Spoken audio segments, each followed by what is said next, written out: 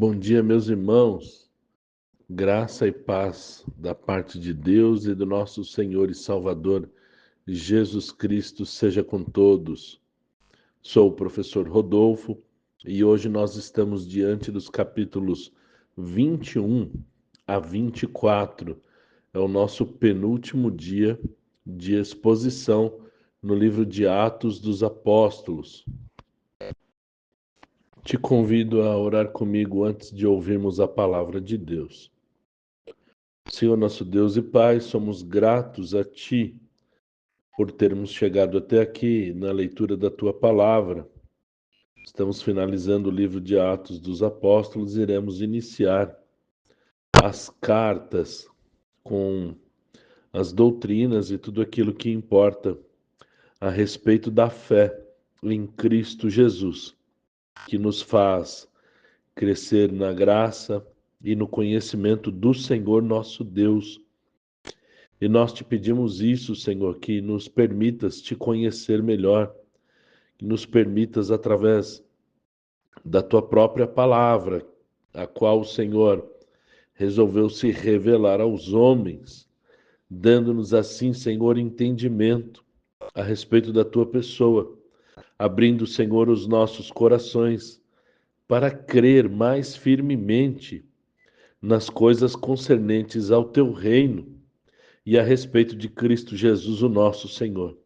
Acrescenta-nos, ó Deus, a fé e ajuda-nos, Senhor, a te conhecer melhor e praticar a tua vontade, sendo testemunhas de Cristo na terra, para assim levarmos alguns homens à fé em Cristo Jesus, ensinando aquilo que do Senhor temos aprendido. Nós te louvamos e te agradecemos por essas bênçãos em Cristo Jesus, o nosso Senhor. Capítulo 21. Ao se separarem dos irmãos de Éfeso, foram para Cós, depois Rhodes, embarcaram para a Fenícia, depois Síria, parando em Tiro para a descarga do navio. Haviam discípulos ali que, pelo Espírito, aconselhavam Paulo a não ir para Jerusalém. Ficaram por 7 dias e, quando iam sair, ajoelhados na praia, oraram e embarcaram para Ptolemaida, ficando um dia com os irmãos e partindo para Cesareia. Ficaram na casa de Filipe, o evangelista, que era um dos 7 diáconos. Filipe tinha 4 filhas solteiras que profetizavam. Chegando ali também Ágabo, profeta, ele amarrou os próprios pés com o cinto de Paulo e, pelo Espírito, disse a Paulo que os judeus fariam isso com ele e o entregariam aos gentios. Então os irmãos de Cesareia e os demais que estavam com ele rogavam que ele não fosse. Paulo os exortou que parassem de chorar, pois estavam partindo o seu coração, mas ele estava pronto a ser preso e até morrer em Jerusalém pelo nome do Senhor Jesus, e não se deixou persuadir.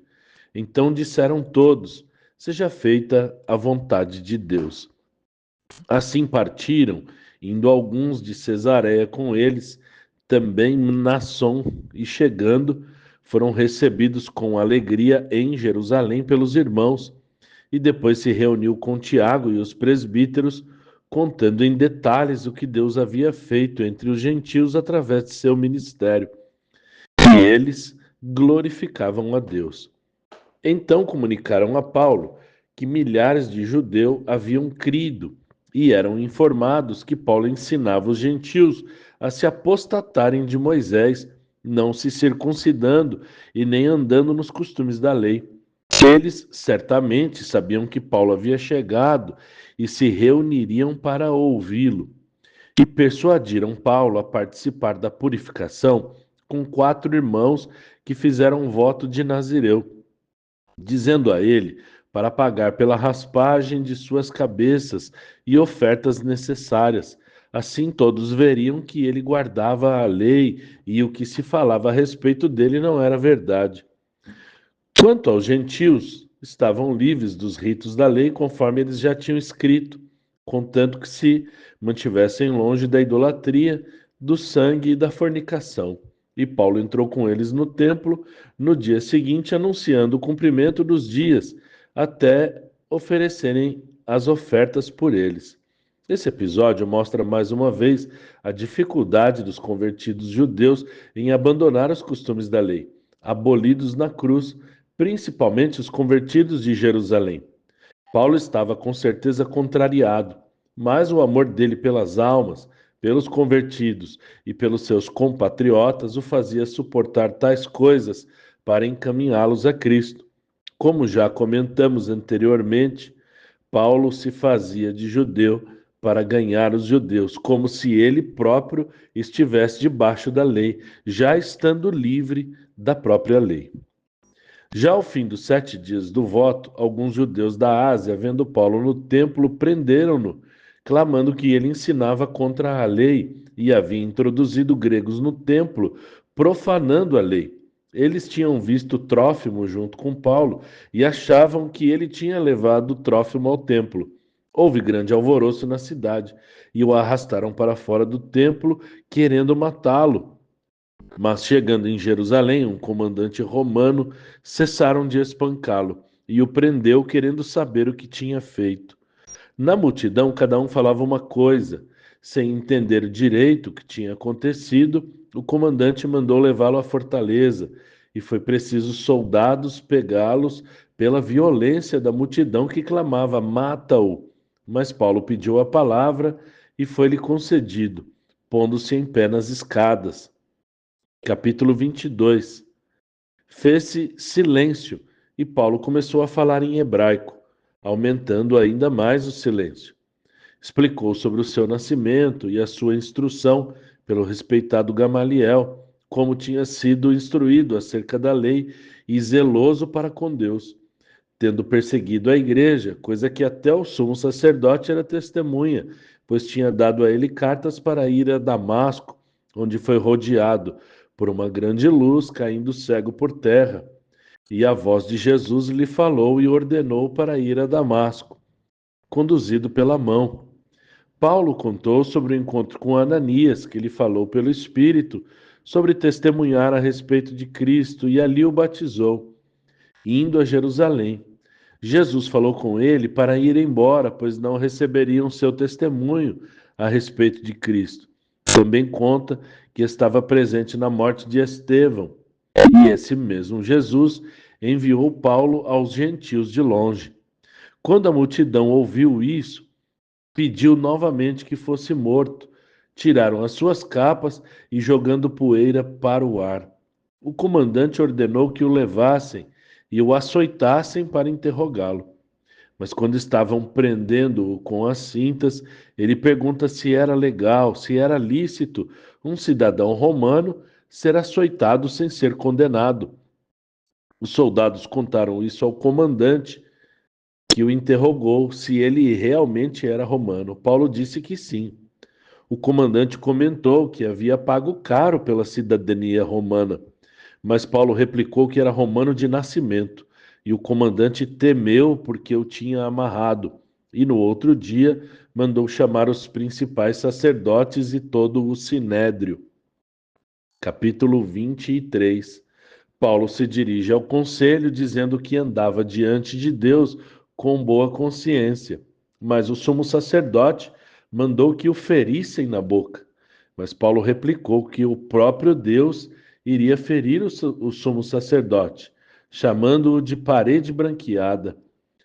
Ele deveria julgar conforme a lei, mas transgredia a lei ao mandar bater em Paulo. Mas sabendo que era o sumo sacerdote, se retratou. Paulo, sabendo que haviam fariseus e saduceus no sinédrio, disse ser ele também fariseu e estar sendo julgado com respeito à ressurreição dos mortos. E houve grande dissensão entre eles, e a multidão se dividiu. Mas os fariseus o defenderam, dizendo que não acharam mal nele. O comandante mandou levar para a fortaleza. E na noite seguinte, o Senhor se apresentou a ele e disse: Paulo, tem bom ânimo. Importa que testifiques de mim também em Roma, enquanto que mais de 40 judeus diziam que enquanto ele não fosse morto, eles não iriam comer e nem beber, e tramaram para matá-lo no outro dia. Um sobrinho de Paulo ouviu isso e foi contar para ele. Paulo chamou um soldado e pediu para o comandante ouvir o jovem. Assim, ele contou sobre a armadilha que eles estavam armando para matar a Paulo. O comandante pediu ao jovem para não contar a ninguém sobre essa conversa, e o comandante mandou aprontar muitos soldados, mais de 200 e mais de 200 arqueiros, para escoltar Paulo e no outro dia levá-lo ao presidente Félix. O comandante chamava Cláudio e escreveu a Félix, explicando que tinha sido preso pelos judeus a ponto de ser morto. Não acharam nada contra ele, mas ainda assim queriam matá-lo. Então estava enviando ele e também os acusadores para serem ambos ouvidos. Os soldados conduziram Paulo até Cesareia e apresentaram-no junto com a carta. Félix disse que o ouviria quando os acusadores chegassem e ficou preso no pretório de Herodes. Capítulo 24. Ananias, o sumo sacerdote, e os anciãos foram perante o presidente, tendo levado um orador chamado Tértulo, que começou a acusar Paulo, com muita lisonja dirigida a Félix. Acusou Paulo de ser uma peste e que produzia desordem entre os judeus, sendo o principal defensor do que ele chamou seita dos nazarenos. Acusou também de profanar o templo, por isso o prenderam. Paulo brevemente mostra respeito ao presidente e diz que não faziam 12 dias que havia chegado em Jerusalém e não tinha ido ao templo falar com ninguém, nem nas sinagogas, nem na cidade, e também eles não tinham provas do que o estavam acusando.